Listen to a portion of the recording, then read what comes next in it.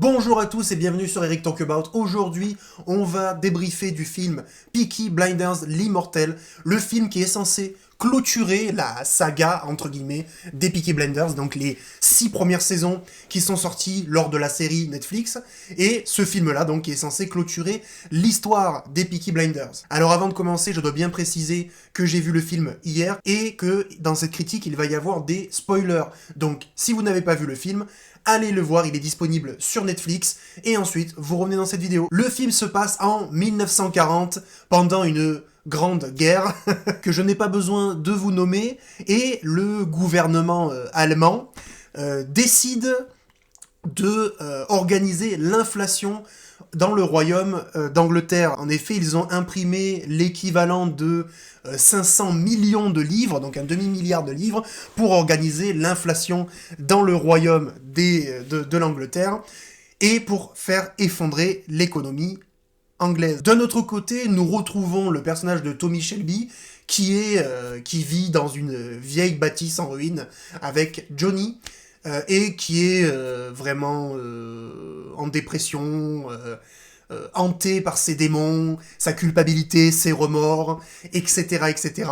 On apprend aussi dans le début du film que Arthur Shelby, donc l'aîné de la famille Shelby, est décédé, voilà, donc ok.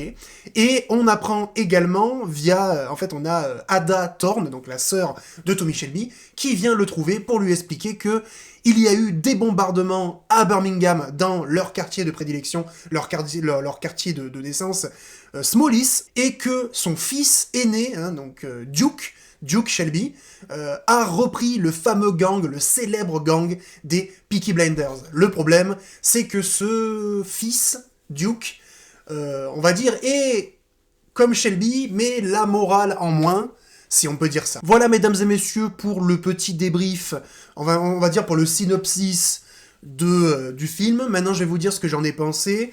Alors, je vais essayer dans un premier temps de pas trop vous spoiler, d'accord? Et ensuite, je rentrerai un peu plus dans les détails. Donc, on va dire en partie no spoil, je suis quand même... en fait, je suis un petit peu tiraillé, je dois pas vous mentir. J'ai l'impression d'être un peu dans le déni, parce que j'ai pas détesté le film, j'ai pas trouvé que le film était nul. Le film, j'ai quand même bien aimé le film, mais je ne peux pas admettre que c'est une bonne conclusion de la saga Peaky Blinders. Voilà. Le film n'est pas à la hauteur des émotions que m'a procuré la série Peaky Blinders. Et ça, je trouve que c'est un peu dommage. La série Peaky Blinders, c'est une série qui m'a marqué. C'est une série qui a été... qui m'a marqué de par son esthétique, de par l'écriture de ses personnages, et je parle bien de tous les personnages, hein, alors évidemment, tout le monde va parler de Tommy Shelby, qui est le personnage phare de la série, le premier rôle en fait, hein, mais qui est vraiment exceptionnel. Mais tous les autres personnages sont aussi attachants. On a Arthur Shelby, on a John Shelby, on a d'autres personnages un peu plus secondaires, mais qui sont aussi hauts en couleur, avec... je me rappelez-vous, hein, dans les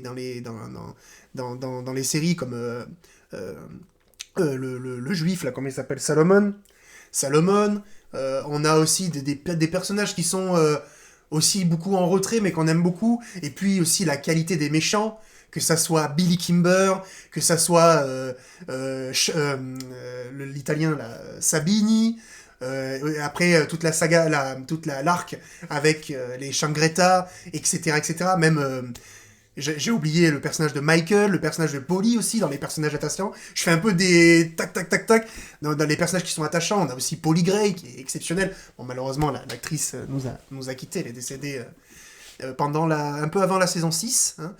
Michael Gray aussi, qui est quand même... voilà. Et puis le style des personnages, et puis ce que ça raconte, tu vois, ce que ça raconte. Non, j'ai vraiment beaucoup aimé la série, et là, je trouve que...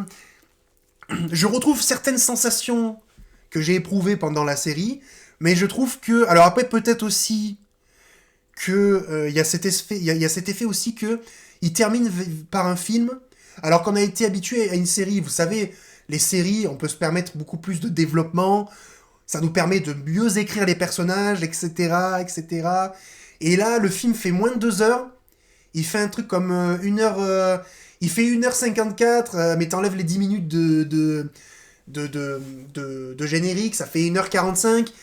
Pour un film qui se veut être un film d'action, entre guillemets, je trouve que le film est un peu court, parce que finalement, ça fait quoi? Ça fait 2 épisodes et demi de Peaky Blinders. Et en fait, je trouve que le film est... En fait, le film met un peu de temps à démarrer, et après, le film va très très très vite. Et du coup, les résolutions, les dialogues des personnages, les interactions des personnages, etc., ça fait un peu... ça fait un peu bâclé, ça fait pas naturel. Je trouve ça un peu dommage. Je trouve ça un peu dommage. Et même à la fin du film, je trouve que c'est un peu dommage. Voilà, voilà, en termes de, pour éviter les spoils, je pense que c'est un peu le truc que je peux vous dire. Je suis un peu dans le déni en fait. J'arrive pas à me dire que c'est pas un bon film parce que j'ai quand même eu du plaisir à regarder le film quand on a Cillian Murphy qui remet son costume de Peaky Blinders. C'est génial. Il y a plein de plans qui sont cool, de plans qui l'iconisent un peu. Mais je peux pas me dire que c'est une bonne conclusion de la saga Peaky Blinders. Voilà, c'est vraiment un peu dommage. Maintenant, on va rentrer un peu plus dans les détails, donc ça va un peu spoiler. Donc, je vous préviens que ça va spoiler à partir de maintenant. Donc, on se retrouve donc dans ce film. On a Thomas Shelby qui est hanté par ses démons, car en fait, il se trouve que Arthur est mort, hein, donc on nous le fait bien comprendre au début du film, sauf que ce qu'on nous explique pas du tout, c'est qu'en fait c'est Tommy Shelby qui a tué Arthur Shelby. Voilà. Et ça, je trouve ça assez curieux, surtout que c'est raconté de façon assez anecdotique. Bref, j'arrive pas à dire le mot, excusez-moi. On va dire que c'est un peu passé sous le tapis. On sait qu'il l'a tué, mais vu qu'ils peuvent pas mettre l'acteur, bon, bah du coup, ça rend le truc beaucoup moins fort en émotion. On sait pas trop pourquoi il l'a tué. On nous explique qu'il avait bu et que, voilà, il l'a tué. Voilà, alors on comprend que ça détruit le personnage de Thomas Shelby, mais c'est pas assez bien fait, quoi. Voilà. On le voit le tuer dans une voiture, mais vu que le personnage d'Arthur Shelby, l'acteur, n'est pas revenu dans le film, tout est fait un peu dans... Enfin, on voit que c'est fait dans une voiture, là, la nuit. On voit pas le personnage.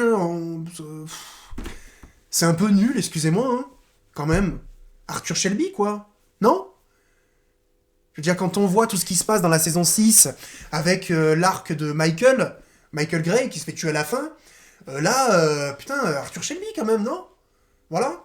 C'est un peu nul, je trouve. C'est un peu nul, voilà. Pareil, je suis désolé, mais on nous parle donc du fils de Thomas Shelby, donc Duke, sauf que c'est ni le fils de Grace, ni le fils de Lizzie, parce que avec Lizzie, il a eu une fille qui s'appelle Ruby, et qui est décédée, mais ça on le voit dans la saison 6, si je dis pas de bêtises. Soit c'est la saison 6, soit c'est la saison 5, mais c'est une des deux. Et le fils de Grace, on le voit plus. Charles, il est plus du tout avec Thomas Shelby, donc on sait pas où il est parti, ce type. On sait pas où il est, donc bon, ok. Mais par contre, on apprend qu'il a eu un fils avec une gitane, enfin une Romanie, donc ça serait son fils aîné, donc le fils qu'il aurait eu avant Grace. Donc ok, bon d'accord, il a repris les Peaky Blinders, tout ça, mais c'est un peu nul, quoi. Enfin, le truc, c'est qu'en fait, vu que t'as pas le temps, parce que il faut le dire quand même, une série, une saison de Peaky Blinders, c'est environ 5-6 épisodes qui font quasiment 1 heure, donc t'as quand même 5-6 heures de film. Au moins 4h30, 5h, 6 heures de film. Donc t'as le temps de développer des personnages, de développer une backstory si t'en as envie, de développer des dialogues, de bien écrire les personnages, alors que là, bah t'as 1h30, quoi. Même pas, parce que les 30 premières minutes du film, c'est quand même bien centré sur sur l'aspect morose du personnage de Thomas Shelby. Donc on voit bien qu'il est tout seul, etc. Il essaie d'écrire un livre, bon ok, on s'en fiche un peu.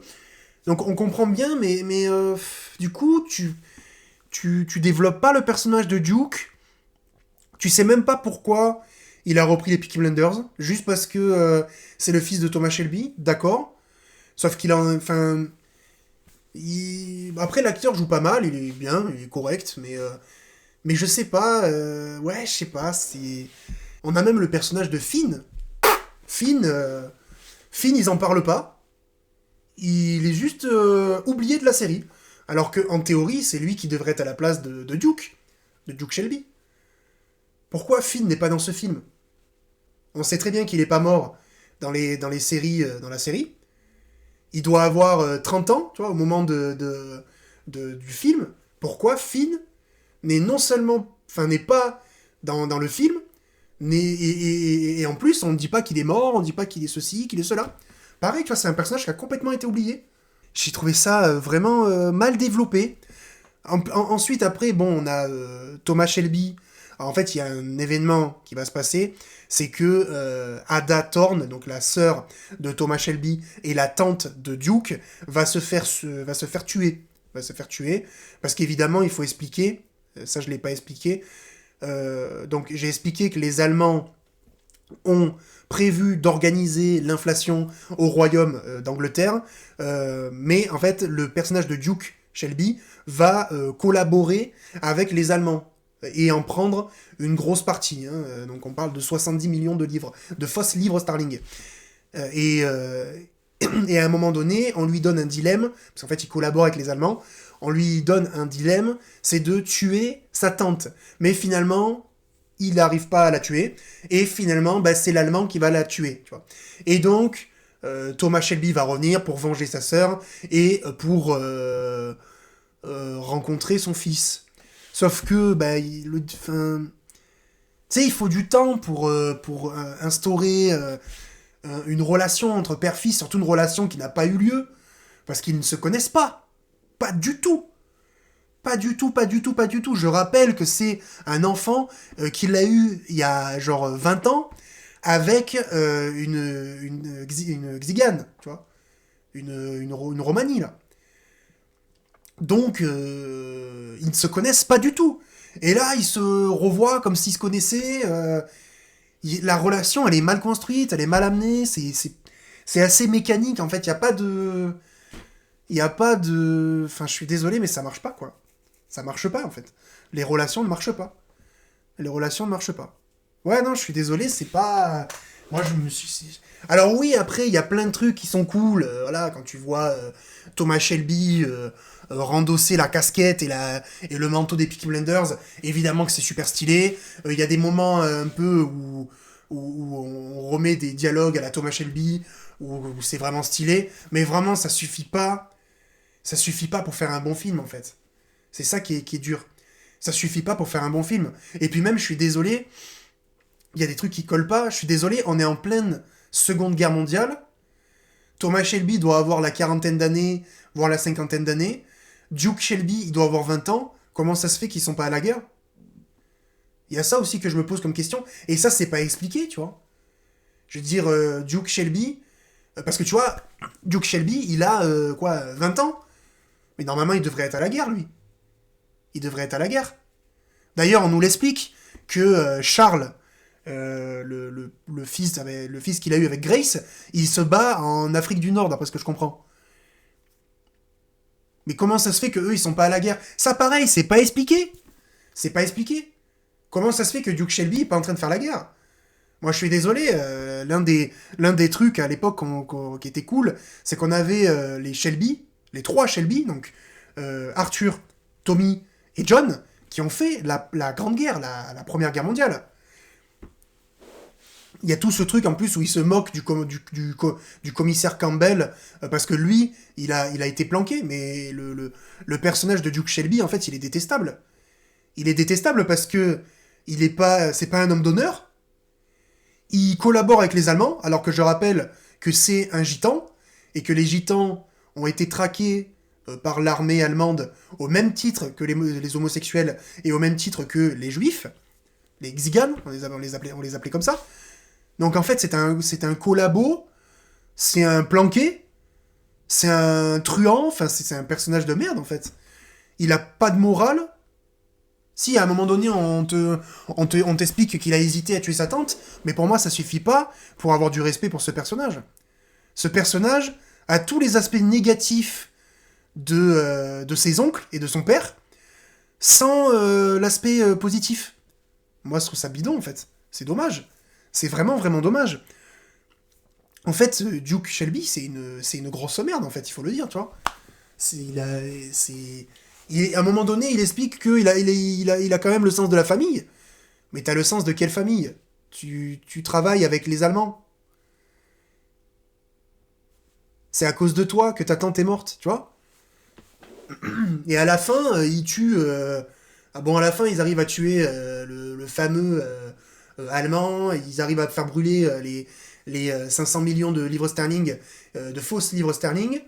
Le fils tue Cillian Murphy, Tommy Shelby, mais parce qu'il est blessé et qu'il lui demande de soulager ses souffrances, et il devient donc le roi des Romani, mais non, je suis désolé, ça marche pas. Ça marche pas, c'est dommage, en fait, c'est dommage.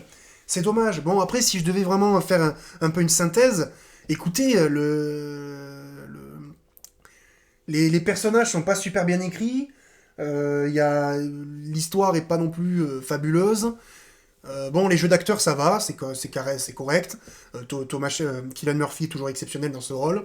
Mais voilà, les personnages sont pas super bien écrits, les relations entre les personnages sont pas super bien construites.